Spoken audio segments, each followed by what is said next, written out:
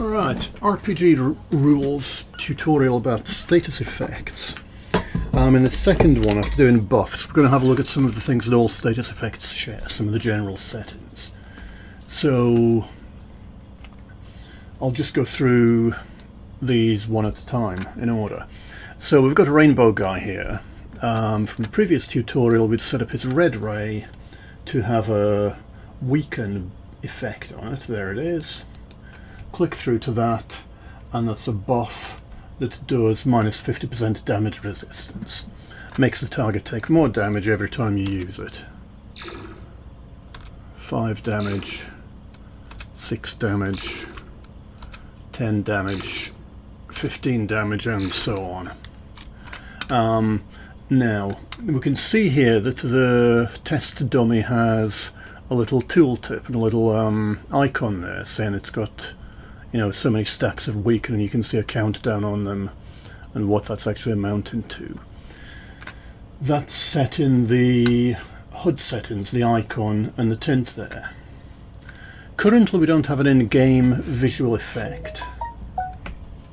I'll just grab one here and put it on the... So we'll say the on the chest, we will have sparkles. Stack sparkles is a nice one, actually. That's got a special little trick to it. And we've got an expiry effect here as well. And that's an effect that'll play when the status effect wears off. So let's make that do a expiry effect. Oops. Having trouble spelling. Energy, generic energy burst on the chest. So when we apply the debuff now to the robot, it should sparkle around its chest and then have a sort of... So you can see there's little sparkles around it, those little things there. And when it all wears off in 10 seconds time, you'll get a big blast sort of indicating that it's expired. Boom, there we go. That's the buff wearing off. So it's expiring a few times there. There are a few different stacks on it, I see. Yeah, so that's what the visual effects are for. Basically, visual effects like the flames on the flame effect and so on that show you in game that the status effect is active. You can have another one that for when it expires, and while it's active you also get the little HUD icon there. Now we've got these caster apply conditions and target apply conditions for the status. So you can basically check whether the caster or the target are in a particular state before applying this buff. So we could say with the red ray that it's only going to apply the weaken buff if he's using his violet aura, which was a self-toggle, puts the violet aura on him. So we're going to dip into conditions a little bit here. We can go RPG rules, conditions, status condition. We'll call it has violet aura. And that will happen if we have the violet aura buff on the character who's being tested. And in the red ray's weaken debuff now, we can stick that in as the caster apply condition. So it's only going to apply this if the caster has the violet aura running on them. Let's just check that that works now. So red ray this robot, nothing's happening, but if I turn my violet aura on, indicating I've got that happening now, you can now see it's applying weaken. That's testing the caster, of course. We could have another one that tests the target. What I'm going to do there is we'll have a look at the orange ray, which had a repel on it, I think. Yep, a repel there. And we'll just go to that, and right, I'll just go back to here. We'll make it so that it only gets repelled if the robot's weakened. So we can go and make a condition again. Status condition, and we'll go through all these different conditions later. We'll make one called is weakened, which happens if you have the weaken status effect on you. And in the orange ray, we're going to put that on the repel that it does. So say you only get repelled if you are weakened. And let's play that.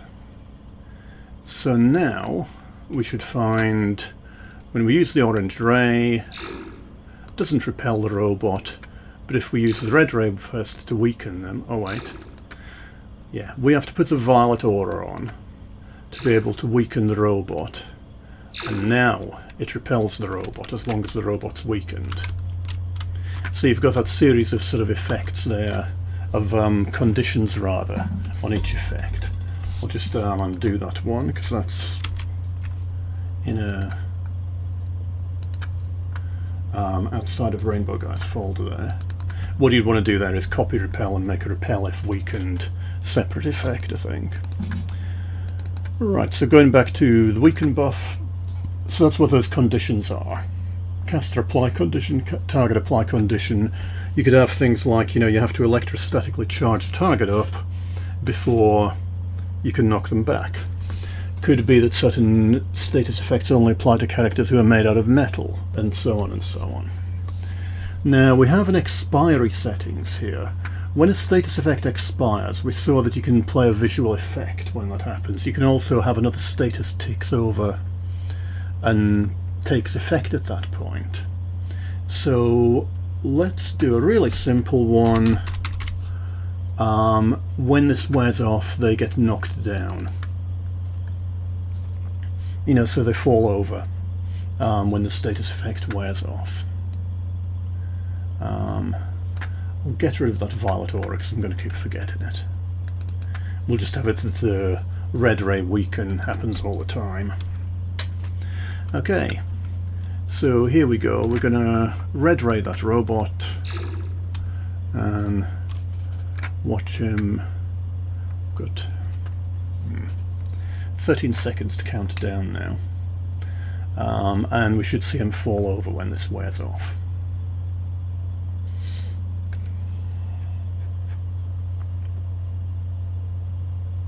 Oh, there we go. Yep. So he fell over when the red ray weaken effect wore off. I've used that, for example, for characters who get hold attacks where a character gets encased in a block of ice or earth. It looks right if they fall over afterwards when the ice breaks. You could also use this for having a long recharge God mode power in a power set, you know, where you get extra damage, speed, invulnerability or whatever, but when it wears off, you get a big energy drain, all your energy crashes, or, you know, you get weakened for a while afterwards. That's another common use of that expiry status.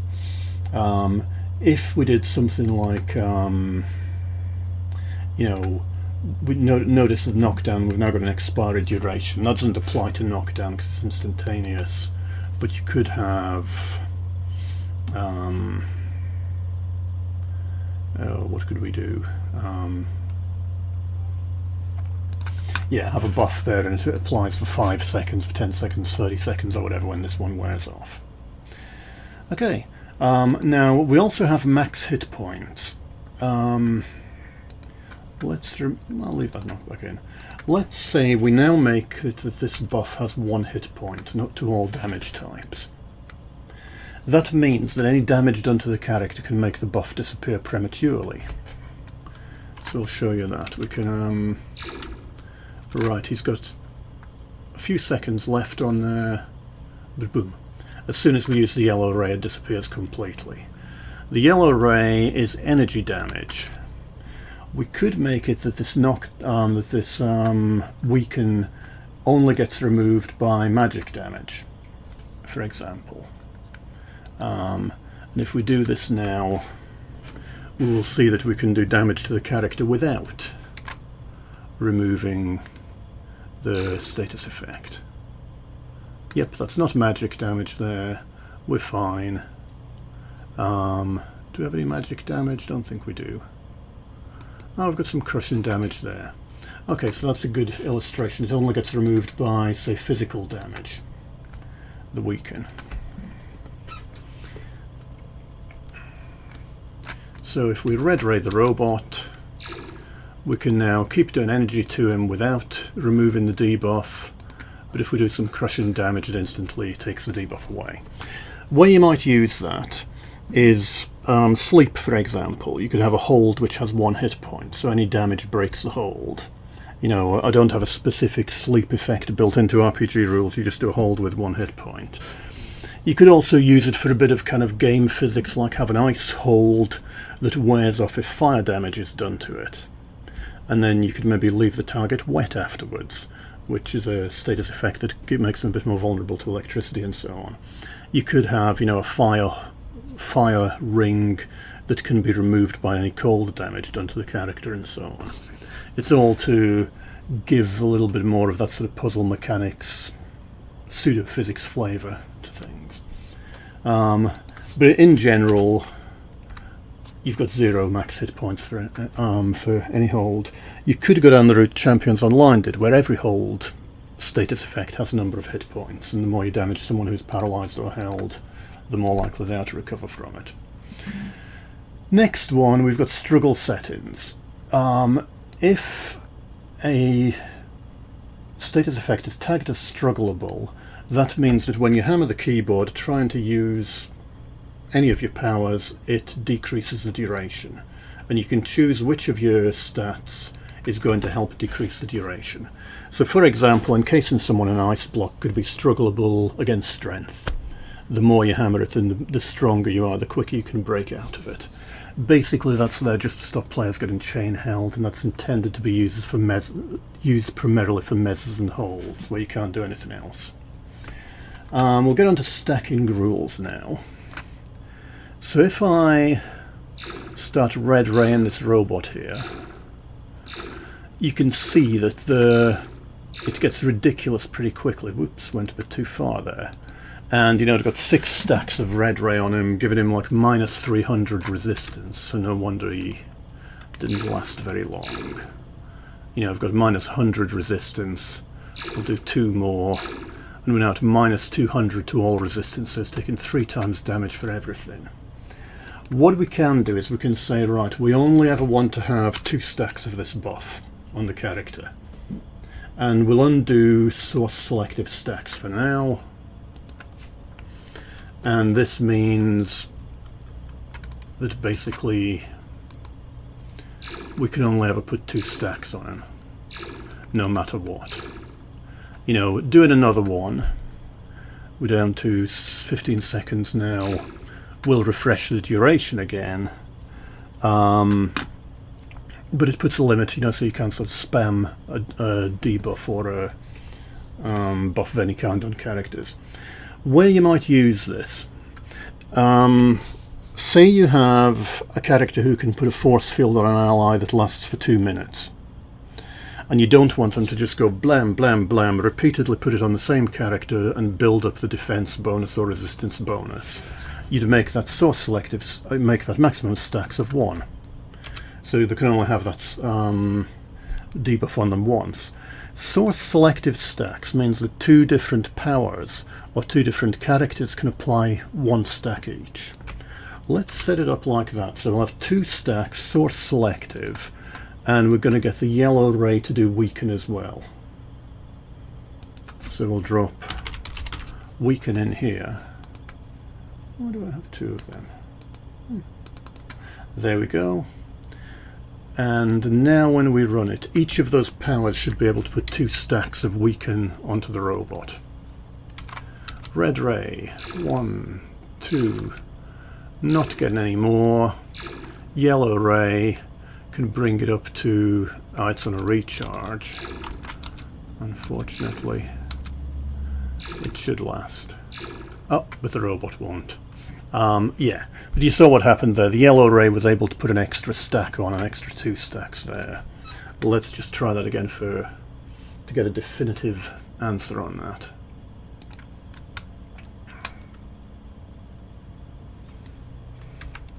Yellow ray, puts 1 stack on, can put 2 from the red ray,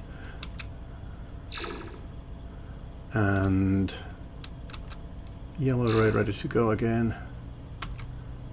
I think it wore off there. Okay. Yeah, but that's the idea of the stacking rules there, to limit how many times you can keep stacking the same buff on. Max stacks of 0 means you can have as many as you like. Fixed duration. When we set up a power like Red Ray, we say put the weaken buff on for 20 seconds. You can override that on a per status basis by having one of the statuses have a fixed duration, like we could say weaken always only lasts 2 seconds, or always lasts 100 seconds, or whatever. The reason for this is sometimes you want multiple effects on a power to have different durations, like, you know, you have a laser that stuns you for 2 seconds but debuffs your accuracy for 10 seconds. Because if you're stunned for the entire time your accuracy is debuffed, you never really notice your accuracy is debuffed because you're not doing anything. So that's where you can make ones like a 2-second stun, a 5-second stun, put that fixed duration and it'll override what the power says. Lastly, we've got passive power settings. This is for power sets. So if you have a status set up as a passive power, this will tell you how often it checks to see if the passive power should be active or not, and how long a duration it is if it is. That's really of use when you've got conditions. Like you could have a character who, you know, has a passive power that applies a status effect whenever they're under the effect of another debuff or buff or something like that. So that's what they're there for. So they're all the general settings, and every status effect in the game shares them. Some of these you won't see on all status effects, like the visual effects and so on. You don't get that on, say, knockback. The reason being, knockback does actually have the visual effect there, yeah, for instantaneous. Well, knockback's instantaneous, that's why. Yeah, so that's an overview of status effects in general. Next set of tutorials are going to look at a whole bunch of status effects individually.